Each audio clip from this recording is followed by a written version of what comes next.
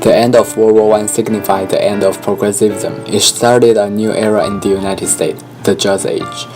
With the development of advertising, consumerism started to rise.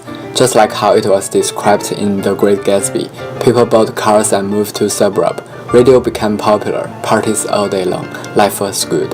However, the bubble of good feeling eventually was shattered. The hidden political and social tensions broke down in the end. As early as in 1886, at Haymarket Square in Chicago, Illinois, a bomb is thrown at a squad of policemen attempting to break up a labor rally. The police responded with wild gunfire, killing several people in the crowd and injuring dozens more. This event enhanced the division between the laborers and the federal governors. Then in 1918, sedition law was enacted. It forbade the use of disloyal, profane, or abusive language about U.S. government, its flag, or its armed forces, or that caused others to view the U.S. government or its institutions with contempt. Later, communism and radicalism started to rise in the U.S. Both parties had contributed to enhance the political tensions within the U.S. During World War I, Russia had a successful communism revolution by killing the royal family in November 1917. Although the Western power tried to restore the royal family, all effort was in vain. Back in the US, because of what happened to Russia's royal family, those who supported un-American beliefs, especially groups like communism, were suspects for all sorts of misdemeanors.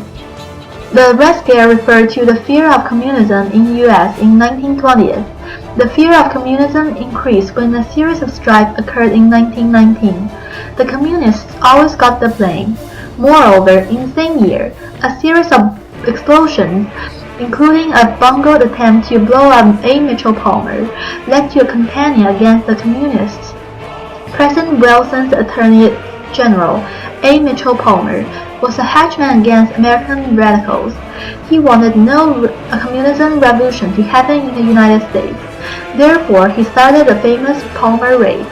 The Palmer Raids were a series of raids in late 1919 and early 1920 by the U.S. Government of Justice intended to capture, arrest, or deport radical lefties, especially anarchists, from the U.S. In January of 1920, federal agents broke into homes of suspected anarchists without search warrants, jailed labor leaders, and held about 5,000 citizens without respect their rights to legal counsel.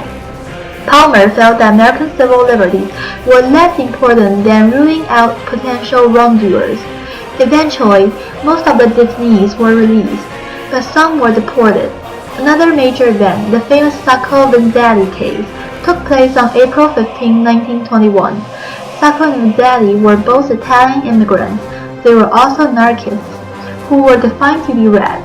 The judge at their trial, Judge Thea, was known to hate the Reds. In the trial, 61 people claimed that they saw both men at the robbery or murders, but 107 people claimed that they had seen both men elsewhere when the crime was committed.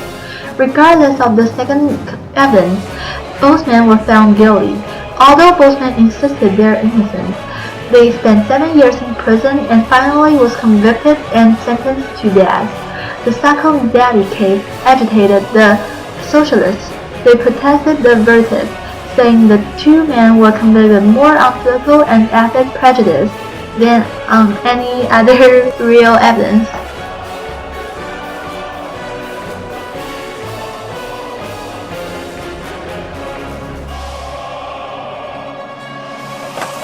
Not only the political tensions but also the social nerves were enhanced. One reason was the separation between science and religion. In 1858, Darwin published his evolution theory, which strongly against people's common sense come from Bible. Due to their consistent faith toward the sculpture, government passed laws to prevent the teaching of evolution. Tennessee enacted the first law of evolution forbidding. John Scopes, who supports evolution theory, challenged the law by himself, teaching the theory in his class. He was soon appealed by William Jennings Bryan, the president candidate at that time, and he was judged to be guilty. The trial publicized fundamentalist modernist controversy, which is the conflict about human origin between religion and science. This case was seen as both a theological and a trial on whether modern theory regarding to the controversy should be taught in school. In 1971, Pennsylvania's Non-Public Elementary and Secondary Education Act allowed the superintendent of public schools to reimburse private schools for the salaries of teachers who taught in these private schools. As in Pennsylvania, most of these funds were spent on Catholic school, which is unconstitutionality. The court's decision in this case established the Lemon Test, which gave the requirements for legislation concerning religion. First, the statute must not result in an excessive government entanglement with religion affairs. Second, the statute must not advance non-inhabited religion practice. Third, the statute must have a secular legislative purpose. The Act stipulated that eligible teachers must teach only courses offered in public schools, use only materials used in the public school, and must agree not to teach courses in religion. The separation of state and church was mainly about get out of church's control of science, revolution, art, and politicals. Government and religion will be non-interference. All things happened like Scopes trial, the Lemon Test, were promotions of separation of church and state.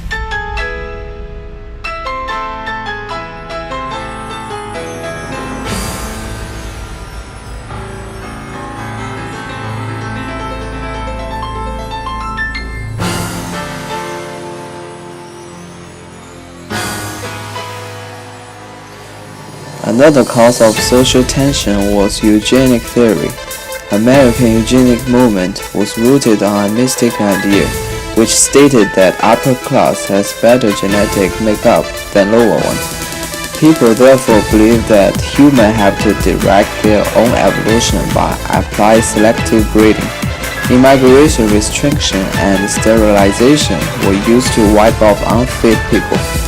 Eugenics was also widely acknowledged by American academic community during 1920s. There were almost 400 courses about eugenics offered by universities in U.S.